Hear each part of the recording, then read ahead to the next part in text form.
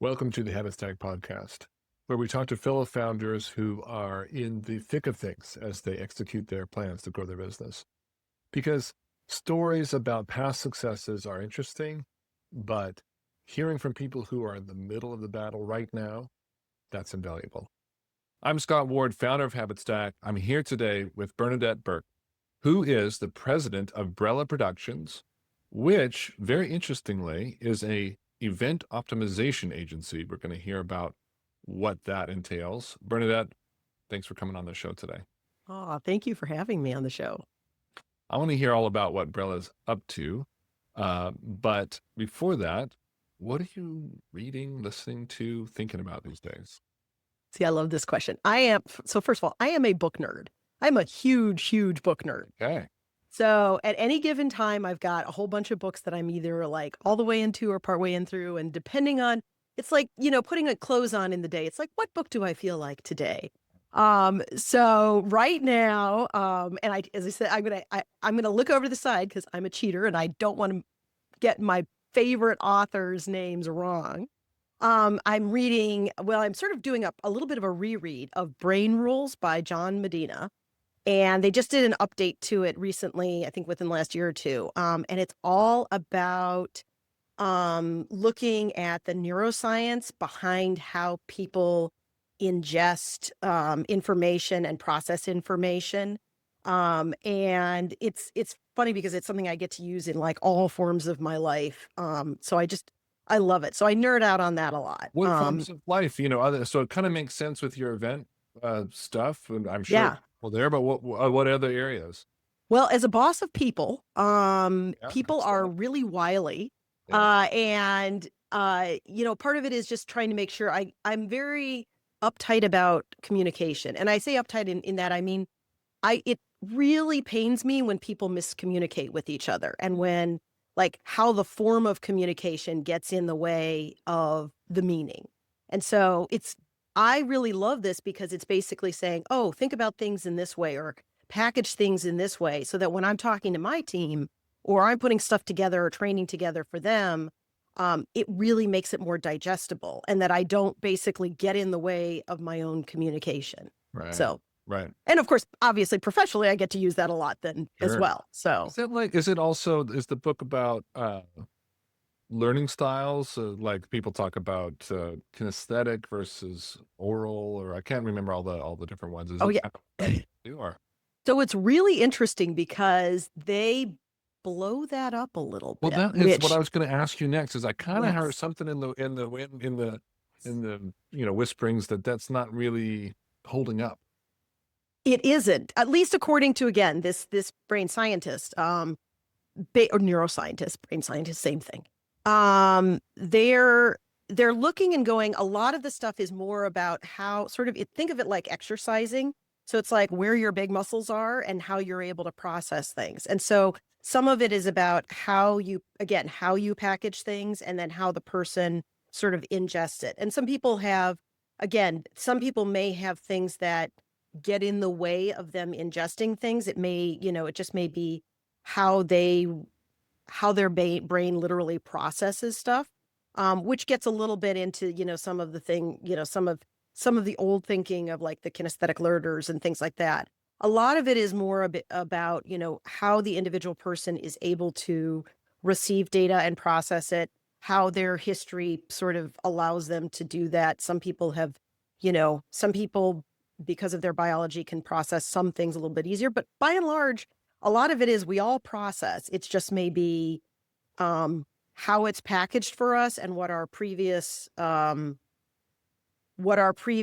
way of doing things allowed us to get through stuff. So is the main critique or the main kind of updated view more around that it's not kind of genetic or built in, it's more about experiences and like strengths built over time? Yeah, well, and that all human beings have certain ways of processing, and if your learning isn't developed for that processing, your learners, you're making it harder on your learners, basically. Mm-hmm. Like if your stuff is too long, then some learners, and again, there's a curve, but like some learners won't get into it quickly. It'll take them forever to get into it. Some may get into it a little more fast, but at the end of the day, if it's too long, too big, too complex, you're making it harder and harder on your learners. So think about it like if you're running a marathon and if you're already out of shape, you're going to fall off and need to go to the side a lot sooner than if you were really buff. But either way, that's one heck of a marathon. It's much harder on them. Right. So what do what are your reflections on both in terms of when I don't know how it works exactly, but I'm imagining that somebody comes to you as a client comes to you and is like, this is what we want to do in our event. There's that scenario, or somebody says, this is internally, I want to communicate to the team this thing. Over the what are some like one or two things like very typical mistakes in terms of communication that you say like, well, okay, let's tweak it this way and that'll make it better. Well, the number one thing that we find is, and it's really interesting because it doesn't make a difference if it's a really small event, a really big one, if it's internal facing, like as in to your employees, or external facing to your customers, is a lot of organizations don't think through what we call ROE, return on event. And ROE is connected to ROI. They're not independent, but you have to think through the full arc of the audience experience and like the downstream effect. And so some people will, so depending on what they have or haven't thought through, particularly for internal events, a lot of problems that come about is because people are like, well, we want our people to have a good time. It's like, yes, but you are spending a lot of money on a good time and you're a business. So let's quantify, what does a good time actually yield in terms of results? Are you looking for employee retention? Are you looking to say, hey, this is a national sales meeting. We want everybody to come out and they have to understand what their next year's going to look like. They have to be really clear on it. They have to be invigorated. And that should look like 6 months down the road, a 10% increase. So really getting that narrowed down is something that's a key part of what we're trying to do, because again, otherwise it's just a big party and a big expensive party. And I don't think in this day and age, nobody can afford, well, most of the time we can't afford to have big expensive parties. without something attached to it. But isn't that Exactly. hard in certain circumstances to quantify the yes, I don't know. In my experience, there's certain even like I talked with people a lot about goals, and there's certain goals that are real easy to put objectively verifiable measurable measures to it, and others are harder. I do like the push because usually you can come up with something, even if it's a proxy. If this turns out to be true, this is something we can measure, and if that's true, we're quite sure that translates. Although there's some, if it is a proxy at the end of the day, but aren't there some things that are kind of unquantifiable? That's what's interesting. And that's one of the other areas. There's not a particular, well, there's several books that sort of touch on this, but I've also been working with there's a lot of senior trainers across the company, and we get together once a year. There's a training conference down in Florida, and we talk about, from that perspective, how do you quantify what's typically not quantifiable? And a lot of it ends up being looking at indicators. So for instance, you may look at, let's say you're trying to say, well, better customer service. Well, it can be really super squishy. So what you might look at is, all right, how many times, like if this person has a service contract with us, how many times do they use that? How long are they on the phone? Do they renew as quickly?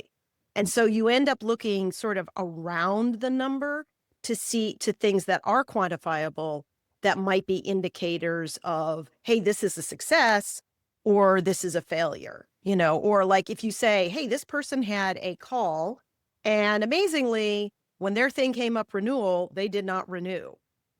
Maybe it's because they're struggling, maybe because they didn't have good customer service. It's not always a one-to-one, but you sort of look at like we'll call it sort of the whole workspace around there and go, well, maybe these are some indicators of why folks are not super excited about our customer service. So that's a lot of like what we start to look at is when we're going in and talking with clients like about, all right, what do you want to do with this, is really like, what's the nuts and bolts that you get out of this? Is that you are worried about like half your sales team taking a hike? All right, let's think about what we want to do to make sure that those people feel warm and fuzzy. Right. Is it that they keep failing, they're not selling properly, and so they get people in, but then no one renews because the promise of sales and the actual execution were out of alignment. Maybe we need to rethink about how we work with those salespeople, because they're selling a fantasy, not the reality. And the only way you're going to keep your customers is if you actually sell the reality. So there's fun stuff like that. I have this guess, and I could be wrong, but my guess is that sometimes when you get into initial conversations with clients who are like, yeah, they're going to help me with my event, they're like, man, you asked me a bunch of questions that are hard to answer, and I didn't know that I didn't know you're going to advise me about this level of strategic questions. Is that true? It is. And we do give our clients out. I mean, like, we will, if you're like, all right, if you don't know, we totally understand. We can continue moving forward, but this is probably something you want to start looking at, because ultimately it's going to make your event more successful. And, talking to your leadership and seeing what they're thinking, because one of the other things we find out sometimes is that some of the folks who are tasked with the initial outreach on an event, they may be a high-level assistant, chief of staff, something like that. And sometimes they haven't been privy to all of the sort of the strategic thinking behind the event. Right. And by giving them questions to ask their leadership, it helps their professional development. And it gives them more power to really understand how to support their leaders. So some of them may have some initial like, oh, I'm not super comfortable with this. But they'll say, you know what, they're brave souls. So they'll say, let me talk to my leadership and I'll see what they say. Right. And it ends up becoming a really interesting dialogue with their leadership, and like, oh yeah, we do want to think about this thing and that thing. And it'll be something that uncovers very early in the process, rather than 3 months later when somebody's being asked to justify, well, why did we put all this money in there and we didn't get this result? Right. So a lot of people end up finding that they like us at least asking the questions. They don't always have answers, but they like the ask of the question, because it starts in really good internal conversations. Right. Right. Cool. Okay, Bernadette. So I think there were more books that you wanted to talk about. That was the first one. What else? Well, the other one right now, and this is much more for me, is called The One Thing by Gary Keller. It's an oldie. It's an oldie. But it's funny because there's a lot of books now that sort of refer back to it. And I was like, you know what? I've never read that. I didn't read it when it came out, however many years ago it came out. I'm going to go back to the source and read it, because there's a lot of stuff that we're doing right now in our organization. We just, in the last 2 to 3 years, I think 3 years now, started to adopt the EOS. Which I always get the thing wrong, but employer operating system, I think that's it, or entrepreneur operating system. Yeah, I'll get it right. Yeah. We've only been doing it for a couple of years. And they reflect back on some of that. And so that was one of the things that I really wanted to get. I always love going back to the source, because, I'm a geek. And it was just and I'm only like a little bit into it. So it's interesting to see like how they talk about focusing on what's most important and like getting noise out of the way. So yeah, it's very good for me. There's this, the key question I think that he poses, right? Yeah. What is the one thing that I could do that would make everything else either unnecessary or easier, or something like that, right? Yeah. Yeah, I think that's such a powerful lens to push yourself to get to. And because usually the answer to the question, what should I do this month, quarter, year, the first thing that comes to your mind isn't the right thing, isn't the right answer. It's not the wrong answer per se, but it's not quite deep enough. Yeah. It's not the rightest. It's not the rightest answer. That's right. I speak English pretty. Yeah, that is, I like that a lot. Have you been able, I guess you said you're getting into it just recently, but What are your reflections? What has been your experience? I mean, been at this for a while, and focus is such an interesting. I find that you got to be focused. Is such. It's Mhm. good advice, and it's true advice because there is something magic about focus. You can. All the metaphors are right. Like a laser cuts through metal, and a light bulb doesn't, or whatever. But it's tricky. It's like it's surprisingly difficult to be focused, at least in my experience. What do you what are your reflections? Like, I don't have a specific question actually, but just Yeah. talk about focus and your thoughts on it. So so that is actually one of the big reasons why I started really bringing my organization to using the EOS system. And that's what I found. So my business is 33 years old. We'll be 34 years old next year. And so we predate EOS. Right. And so, the business grew up in the wild world of, uh, when there was a lot of like entrepreneurs are these like gunslingers in the Wild West, figuring things out and, breaking rules and all the rest of that, which, is a lot of fun on paper, is a lot of work when you're actually trying to have like an organization that, treats its employees well and gets stuff done and is effective. And, you know, Yeah. running a business gets in the way of all that fun on all those fun metaphors. And so one of the things that we decided a few years ago is we started to look at the nature of our business and we saw a trend in change. And a lot of it was we saw some of the change a little bit before AI really came out. We've been very affected by AI so that it's actually reinforced some of the things we were thinking about. Mm. Thank goodness, and not like blew it up. That would have been bad. But we really looked and went, okay, we see this trend that things are marching towards. And because we were used to be a very like a communication company that served a lot of different things. So we would do video and we would do graphics and we would do app development and we would do events. So that's a lot. And we saw that really wasn't a good model that we saw for the future. The best people who could do that were ones where it was a, multi-million or multi-billion dollar organization. And especially because a lot of big guys were not basically buying up a lot of little shops. So we knew that this was not something that we were going to be, that this was something we needed to move away from. And we sort of did an evaluation of like, okay, what do we want to do now for the second half of our, for the next half of our business life? In terms of like, we know that the organization has to change and what does that look like? So that's where we started to do a lot of evaluation and a lot of like, okay, what needs to be happening? And we've done this This before. is so interesting. I got to. Yeah. I want to finish the story, but I want a couple Yeah. here that I want to tease out. So, what was it? So, I think what you're saying is you're spread thin, like you're trying to do too many different things. I don't think it was spread thin. It was that the world wanted more specialists. There was a less of a desire for generalists in the type of organizations that we're selling to.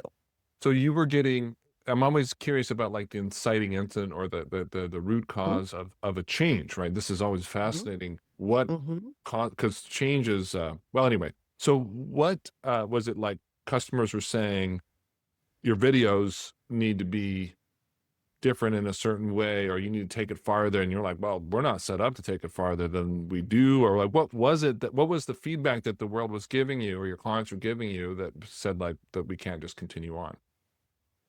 Nothing from our clients. What we found was that we were going, in some cases, we were in a head-to-head with other specialists. And because the specialists were specialists, there were either additional services that they could do that was not part of what we did, because maybe they were, specialists we do a lot of work with in the pharma and medical device area. So maybe they were specialists who did video and they had someone who was a doctor of oncology or something like that as part of their team. That wasn't not part of what we wanted in our model. Like so even kind of like niching, Yes, exactly. not just what Exactly. they did, but who they did it for. I see. Exactly. And in some cases, again, we're working for very large multinationals. They would say, we want to, we're going to give this piece of business to something, but they've got, we're going to use the agency of record, the AOR, and we were a production house, not an AOR. And so the AOR would get a lot of the stuff that we would do just because they would have that contract. And again, that wasn't, we weren't trying to handle their advertising or anything like that. Right. So again, we weren't even being able to get the certain piece of business because, again, it was being handled at this very, very big level. So what we found was we were sort of like, in between two different sorts of things, and Right. again, wasn't sustainable. Okay. So we went, okay, this is the trend we see, and we don't see any change to that. So we need to decide of all of the things that we do, which is nearest and dearest to our heart, which is where we have the most value, but that we can bring to our clients, and really just double down on that and focus ourselves on that, which is what we did. Okay, so tell us what it was, and which I think will dovetail nicely with what a event optimization agency is and does. Well, what we found was that so first of all, we love audiences, we love communication, and we love the spirit of sort of molding the live experience, whether or not the live experience is in person or the live experience is being shared through a computer. We love the magic that is that. And we love how you can basically create these connections that are just amazing, and there's something about the ephemera of it's in the moment. Now, even though we have recordings later on, you can still get some of that magic, but it's not the same as the in the moment magic. Right. And creating these very special experiences that just, where the audience is uplifted and it transforms them, and, in the best possible sense, hopefully it transforms the way they're doing. And it also, for the organization, transforms their, either in monetary retention, whatever it happens to be. So we love that. And that's what I say that very blithely, but it took us a while to kind of decide which things were sort of the magic and what basically made our organization's heart sing. And that was it. That was it after, 6 months of a lot of discussion. Yeah. So, and that was how long ago did you come to that realization? We did, that was about, it'll probably be about, I think about 3 years ago now. Because we kind of right started in it. the thick of AI, actually, right? Yeah. If I remember correctly, I can't remember. It was right as AI was the promise of AI came about right as we said, yes, this is definitely what we want to do. Right. Because I think it was like, was it October or November when like the first thing dropped?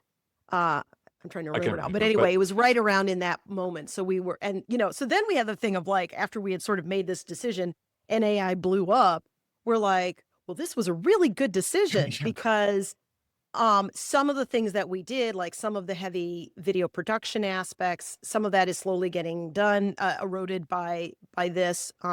It's not gone, but it's changed a lot. Some of the design has gotten very changed by this. So a lot of things we have benefited from our previous experience, and we bring it into what we do now for sure. I mean, it's a key aspect of what we do, but the biggest thing is now in something that it's all about the live moment, and especially for the in-person things, there's a lot you can use in AI, but at the end of the day, you have to have human beings in physical sites dealing with the crazy that is the site. There's too many moving elements for AI at this point. Again, they can help with a lot of it, and we use AI tools for that. But there's very much a human being requirement. Do you think that people are more hungry for in real life events than they used to be because of AI? Mm-hmm. Not just for AI. I think that people, one of the biggest things you see over and over again is authenticity. And there is nothing more authentic than being together in a room. Yes, you can still, you can be fake, in a room together, but most people will sense it. I mean, unless you're a really, really, really brilliant actor, Hmm. most people can read it. Although, I mean, but even a pretentious human in front of you is still a lot more real than a digital AI, right? Like there's still a visceral component. Well, yes and no, because that's where we get into a lot of it is where, if somebody's a little too boring in real life, that's where, that's where the magic box comes out. And that so we're always, we want to love the magic box, not hate it. So that's where a lot of our coaching comes into place, and a lot of like, making sure that the human being who's speaking these words is being received really appropriately, and that all of the trappings around are highlighting that and not making people go, oh, why am I here? I could be Right. home doing other things, and that they're enjoying that. Because what they really want to do is people want to get together with other people. If they're making the commitment to be in real life together, they want to be together, and they want it to be meaningful, and they want it to be interactive. They don't want to feel like they're watching a video up on a stage. I think that's right. Right. Sometimes you go to an event you have the feeling like, wow, that could have been a video. That 3 hour thing could have been a 60-minute video, and I'm Mhm. not sure that I would have gotten less out of it as a video. But others are clearly not the case, right? And then this reminds me of something that I noticed on your website around gamification, Mhm. uh, and a few other ways that you kind of seem like you juice an event. You know, Yes. can you tell me about the ways? What are some things that you think you can add to an event that really kind of make it sparkle? Well, we look at every stage, including like the months before, like how do you invite people to your event? And this is where a lot of our experience working in communications has really paid off, because we think about the message that goes to people, the website where they register, how the feedback is. How are you inviting them to it? Are you being straight laced? Are you being a little cheeky? Are you giving them the opportunity to get excited about it beforehand? Is there a social component to it? Um, are there physical components that you're sending to your audience, or email components that like maybe they need to reference? I mean, we've even done things where you could like do games beforehand just to get people sort of excited about it. There's ones where, like, think about bringing this outfit here because we're going to have a super secret special event, and you want to make sure you're wearing polka dots or whatever it happens to Ah, be. okay, yeah, yeah. So it's setting that, and then obviously when you get into the event, thinking through everything, like literally the registration line. Is it going to be a boring registration line? Are you going to have a party? Are you going to have a conga line in your registration line? Are you going to do away with it altogether, and it's going to be an app, and the app does something? So thinking about all of those stages, like how are if you've got big meeting rooms, how are you getting people into there? How are you entertaining them while they're waiting for things to start? Once things have started, how are you breaking things up? How are you coaching the speakers to get people to like get up and do things, and like the things.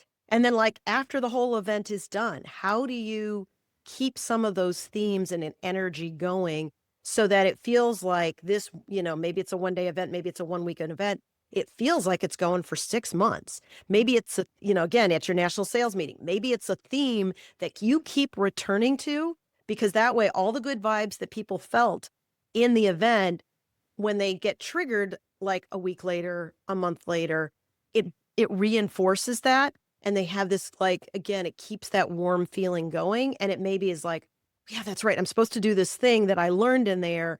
I'm going to do it because I just got a memory trigger by this thing that happened. So we look at everything. I mean, we Yeah. literally nothing is off limits for us. What's like a very memorable kind of out of the box thing that you tried, and a client said, "Okay, sure, we'll try that," and it was like it was great. It worked out really well.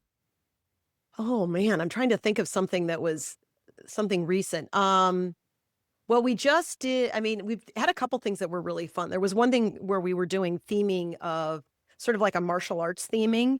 And we ended up, so the whole thing had that theming throughout it. And we ended up bringing in martial arts artists in there, and they were working with the leadership. And then working with everybody else because we wanted to get that concept of like martial arts, it was for sales organization, martial arts helps you to focus. It helps you to give the energy, but but also the control. And so it was a really neat theme. And like people got really, really into it because it was really fun. Yeah. And we used projection so that it actually like this giant, I think it was like a 40 or 50-foot screen on there. So it felt like you were in the middle of a dojo.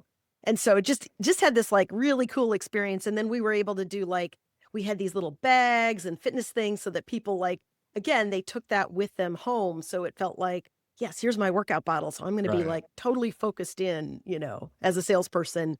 And it was a very fun theming. Yeah, that sounds awesome. I would have liked to go to that. So another question, kind of a different area. I think LinkedIn says you have about 40 people. Is that about right? Mm-hmm. Okay. Actually, no, I think we've just done we did some downscaling over the last couple of years. I think we're more in the 30 range. Okay.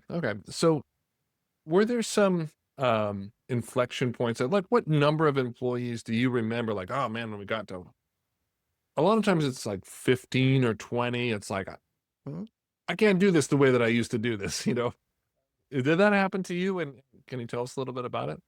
That's happened to us several times. Again, 33 years, it's like, I feel like, like the dinosaur years, you're like, in this epic, we did this. And in this epic.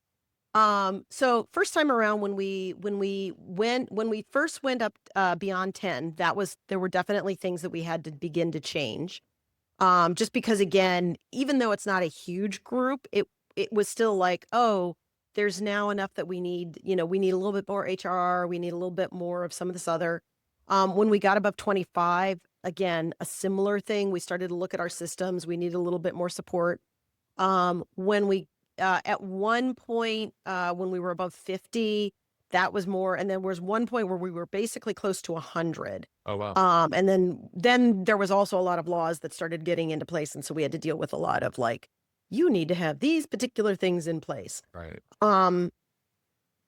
Also, just as the business has changed, it's had to do things. So I look at about every 5 to 7 years, regardless of size, we have to do kinds of change. Right. Our focus is different. Tech has a big impact in what we do. And so we do fairly significant changes around every 5 to 7 years. Right. And it just depends on what the big change is. We always say, we don't know what the big change is. We know it's coming. We just don't know what it is yet. So we'll be ready. Yeah. At least we'll be ready mentally, I mean, the area that I am often interested in, or what I'm curious to hear your reflection on, is the transition from you as the leader directly managing the individual contributors to switching gears. Okay, now I have a management layer, and now I need to manage the leaders who manage the individual contributors. Did you go through that transition, and what was different about? What did you find that you had to? I can't do it that way anymore because I'm managing a different type of role. Well, and that's interesting because we've had to do it a couple of ways. One, when we're close to 100, we had to have a lot more specialty leaders. Right. And then when we decided to downscale and go to a smaller team, again, because of our specialization, we had to reverse engineer that and go, we still need leaders, but now we have to think about what does that look like at a different size and at a much more specialized size. So rotating back is also just as hard as, honestly, I think it's in some cases harder than expanding out, because you have to be more reflective about what's really important for your leader to be able to do. I actually think we did a much more successful job rotating back. When I say successful, I mean, I think we did a more thoughtful job for working with our leaders that, going down than we did going up, because we were just like, oh, we need a warm body to like manage these people, and they have to know the thing. So versus, hey, we need someone who has a very specific set of leadership skills because we are downscaling, but we're specializing. And so we need them to have that. So we were very, very thoughtful about that. Mm. And honestly, that's where the EOS system was really helpful for us, because it gave us a very cut and dried framework. Because again, I don't know about other businesses, but having talked to other entrepreneurs, and certainly my own experience is, I care very deeply about my people. I don't want to be that jerk boss. I don't want to be the person who they're like, my life would be great except for this. I don't want people to dread coming to my organization. If anyone starts to get to that point, I want them to start looking for a job somewhere else right away, because life is too short and none of us can afford to have our life force just like, thrown away. So it's really important for me that, it's not, you don't have to, not everything has to be rainbows and sunshine, but you should never dread coming to work day over day over day. That's a great sign to mean go away, do something else. Your life is waiting for you somewhere else. Yeah.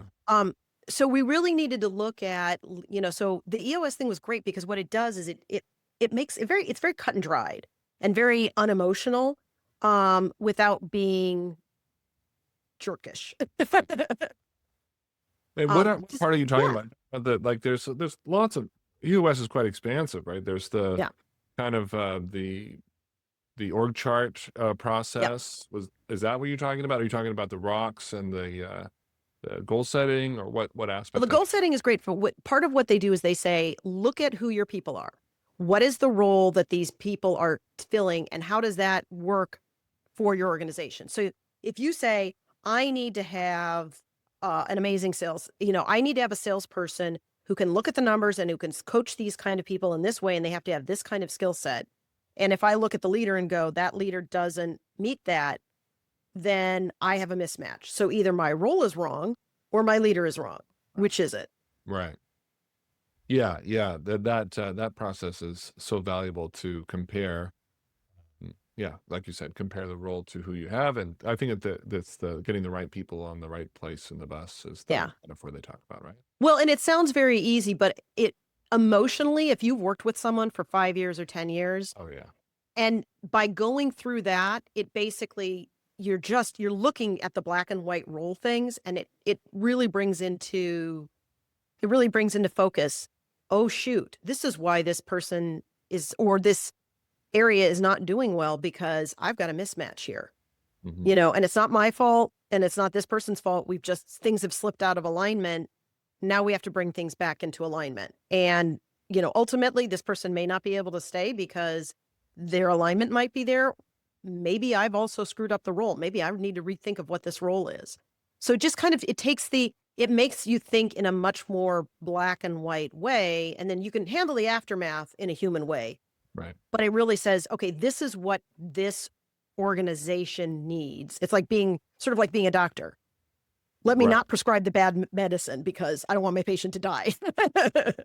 Yeah, yeah. Yeah, that makes a lot of sense. I agree with you. That's such a healthy process. And like you said, I think it's a common experience for the first time around. If it's kind of like if there's a warm body who's been around for a while, and I cannot handle all of this, and so you do it for a while, and that Yep. occasionally works out okay. I don't know, actually, I don't know what you think, Bernadette, but sometimes it's hard to do it a different way than that because of all the constraints. It may not be it causes problems, but I'm reluctant to, the good is enemy of the perfect, or sometimes the ideal can kind of get in the way, and you can kind of, especially as outside, a coach consultant type, I have to be careful about saying like, well, the technically correct way to do this is such and such, because sometimes it's not, there's Mhm. a lot of humanity in these things, like um, there's a lot of realities. And so sometimes it is what it is. It has to happen that way, but you do have to keep an eye on it and adjust over time as soon as you can. Yeah. Well, and you have conversations. And I mean, that's one of the biggest things that we've really taken away over the last couple of years as we're working with managers who have sort of a different focus is there's a lot more conversation about not just, okay, here's the thing, but like, okay, why? How are we going to get to there? And not letting anyone, when they basically say, well, I'm uncomfortable with this, well, let's talk through why you're uncomfortable. Right. Because maybe there's something that's deeper in your discomfort that we need to take into account. Right. Or if it's just your discomfort, then maybe we need to talk through why you're uncomfortable, because maybe we need to give you some coaching on this area because you're feeling the discomfort of like, I don't know what I don't know here. And so we need to give you more education so that you can feel comfortable making a decision, because if otherwise you don't have, you're just going like, let me use my psychic abilities to figure out the right answer. When it's like, no, there's good education that will help you make a much more informed decision. Right. I like the thread that you pulled there around just discomfort, or really any kind of emotion or any kind of not complete buy-in to an idea that you have. If somebody responds with some niggles, curiosity is the order of the day in that moment, right? Like, because even if you're totally right as the leader, like this is the thing that we should do, and that it is the thing to do, but their discomfort or the niggles that they have are super important, either to bring them on either to like bring them along, onboard them to the idea that you just, gave them without any of all the pre-work that you've been doing in your head for the last few months, or because actually they're right. Then there's something a little bit off about it. Just a little, like this tweak makes it like, oh, you're right. Yeah, sure. We can change that part of it. So anyway, that responding to emotions with curiosity and not. And that's a huge difference. I mean, that's just having tell me why this is making you uncomfortable has made a huge difference in how there was something we were rolling out, and the team member brought up, like, we haven't set in any stage, and this is a really big change. And we're like, you are so right. In our head, we've been working on this for 6 months, but everybody else, this is out of the blue. So we said, okay, let's do this. We're going to do an announcement before this in-person announcement so people can hear it and then get some stuff, and then, and then outline, we're going to do this in this in-person one, and then we're going to get together. And then after that, we're going to also then have some follow-up things. And so setting up a stage that we're going to go through this process together basically made that, that caution go away. And well, I didn't say it addressed it. And we just it made everybody's blood pressure go down a lot, because it's like, oh no, we don't have to get everything right in one announcement. We've got like 3 or 4 times to get it right and or correct if we got it a little off. Right. Bernadette, we have way more to talk about than we have time, but I do appreciate you coming on the show and talking to me about what you're up to, and the whole area of event optimization. And you've given me some things to think about. Well, to be honest with you, I've always admired people who organize events, and now I admire them even more, because there's a lot that goes into it, and I'm glad that you're there to support people who want to take their events to the next level. More power to you. Thank you. I really appreciate it. Have a great one, Brendan. Thank you. Founders, if you're struggling to manage goals and execution with your team, HabitStack can help with that. I'm Scott Ward. Thank you for joining me on the HabitStack Podcast.